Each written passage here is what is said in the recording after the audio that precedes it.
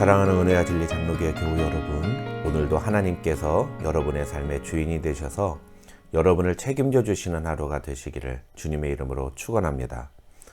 오늘 새벽에 만난 본문은 사무엘상 26장입니다. 그 중에 18절부터 25절을 제가 읽어 드리겠습니다. 또 이르되 내 주는 어찌하여 주의 종을 쫓으시나이까? 내가 무엇을 하였으며 내 손에 무슨 악이 있나이까? 원하건대 내 주 왕은 이제 종의 말을 들으소서. 만일 왕을 충동시켜 나를 해하려는 이가 여호와시면 여호와께서는 재물을 받으시기를 원하나이다마는 만일 사람들이면 그들이 여호와 앞에 저주를 받으리니 그들이 이르기를 너는 가서 다른 신들을 섬기라 하고 오늘 나를 쫓아내어 여호와의 기업에 참여하지 못하게 함이니이다. 그런즉 청하건대 여호와 앞에서 먼 이곳에서 이제 나의 피가 땅에 흐르지 말게 하옵소서. 이는 산에서 메추라기를 사랑하는 자와 같이 이스라엘 왕이 한 벼룩을 수색하러 나오셨음이니이다. 사울이 이르되 내가 범죄하였도다. 내 아들 다윗아 돌아오라. 네가 오늘 내 생명을 귀하게 여겼은즉 내가 다시는 너를 해하려 하지 아니하리라. 내가 어리석은 일을 하였으니 대단히 잘못되었도다 하는지라. 다윗이 대답하여 이르되 왕은 창을 보소서. 한 소년을 보내어 가져가게 하소서. 여호와께서 사람에게 그의 공의와 신실을 따라 갚으시리니 이는 여호와께서 오늘 왕을 내 손에 넘기셨으되 나는 손을 들어 여호와의 기름 부음을 받은 자 치기를 원하지 아니하였음이니이다. 오늘 왕의 생명을 내가 중히 여긴 것 같이 내 생명을 여호와께서 중히 여기셔서 모든 환난에서 나를 구하여 내시기를 바라나이다 하니라. 사울이 다윗에게 이르되 내 아들 다윗아 네게 복이 있을지로다. 내가 큰 일을 행하겠고 반드시 승리를 얻으리라 하니라. 다윗은 자기 길로 가고 사울은 자기 곳으로 돌아가니라. 오늘 본문인 사무엘상 26장에는 24장에 이어 다윗을 죽이려는 사울의 모습과 그런 사울을 충분히 죽일 수 있었음에도 불구하고 죽이지 않는 다윗의 두 번째 장면이 기록되어 있습니다. 세부적인 상황이나 스토리는 다르지만 26장에 기록된 내용은 24장과 거의 동일한 메시지라고 봐도 틀리지 않습니다. 그런 점에서 오늘 본문을 통해 우리가 주목해야 할 것은 다시 한번 사울을 죽일 수 있는 절호의 기회가 주어졌음에도 불구하고 하나님께서 기름 부으신 자를 죽이는 것은 하나님이 원하시는 일이 아니라는 다윗의 생각과 태도가 바뀌지 않았다는 점입니다. 한 번은 그런 태도를 보일 수 있습니다. 그러나 다시 또 절호의 기회가 주어졌음에도 불구하고 상황이 아니라 하나님이 기뻐하시는 일이 무엇인지를 먼저 생각한다는 것은 결코 쉬운 일이 아닙니다. 여러분도 그렇지만 저 역시도 그렇게 똑같은 기회가 두 번이나 주어진다면 아마도 그것을 하나님의 뜻이라고 받아들였을 것이기 때문입니다. 그러나 다윗은 다시 한번 사울왕을 죽일 수 있는 절호의 찬스를 맞이했음에도 불구하고 사울왕을 죽이지 않았습니다.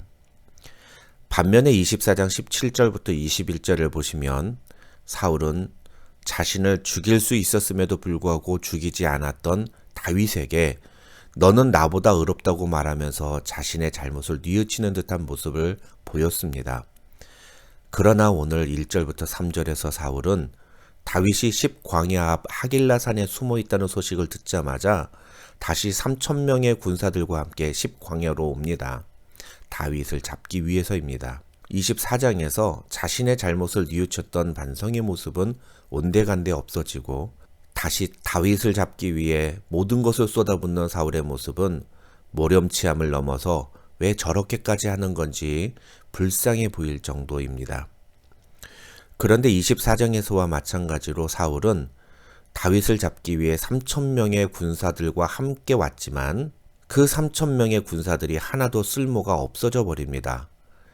24장에서는 혼자서 굴에 들어가 볼일을 보므로 3,000명이 아무 의미가 없었지만 26장에서는 그 3,000명이 모두 잠이 들어버리므로 아무 쓸모가 없게 됩니다. 5절을 보시면 사울은 그 3,000명의 군사들의 가운데에 누웠고 백성, 즉 군사들은 사울 왕을 둘러 진쳤다고 기록되어 있습니다.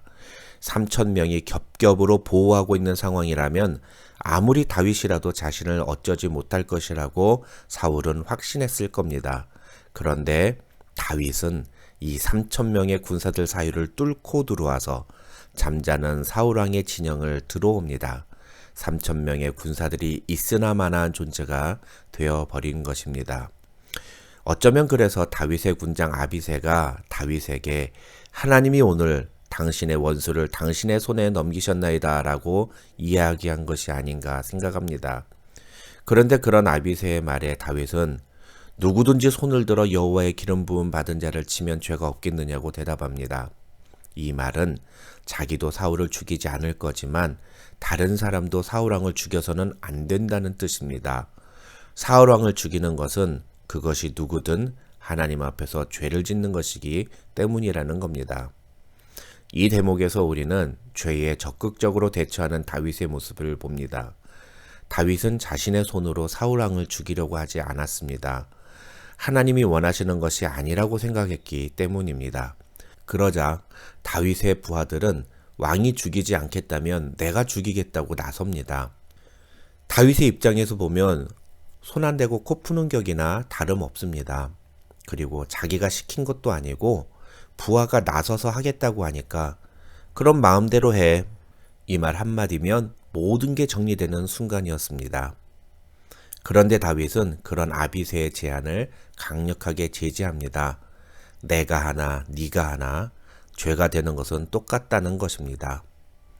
사랑하는 교우 여러분, 저는 이 말씀을 통해 죄에 대한 우리의 자세를 한번 돌아보았으면 좋겠습니다. 과연 우리는 죄에 대해 얼마나 민감하고 죄를 멀리하려고 노력하고 있는지 말입니다. 내가 죄를 짓지 않으려고 노력하는 것도 굉장히 중요합니다. 그러나 하나님의 사람은 다른 사람이 죄를 짓는 것에도 민감해야 합니다. 오늘 본문에서 다윗은 자기만이 아니라 자기와 함께한 사람도 죄를 짓지 않도록 단호한 태도를 취하고 있습니다.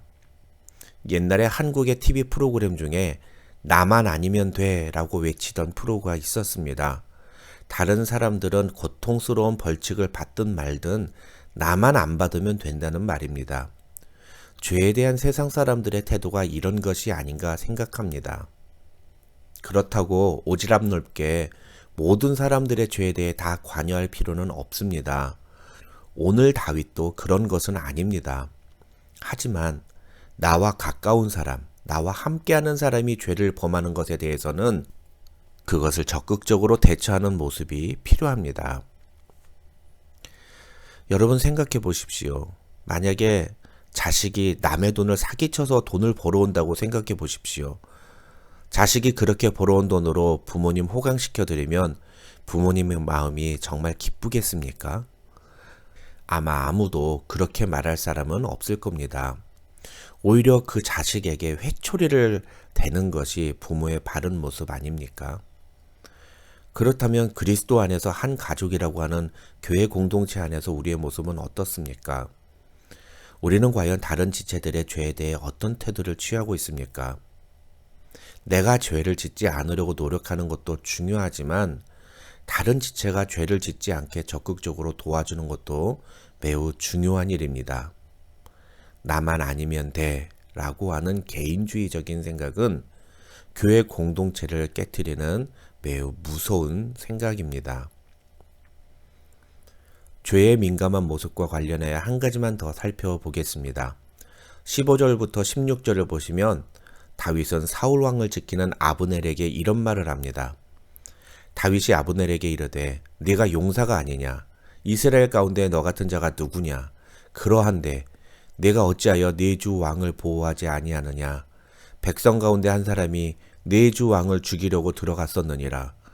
내가 행한 이 일이 옳지 못하도다.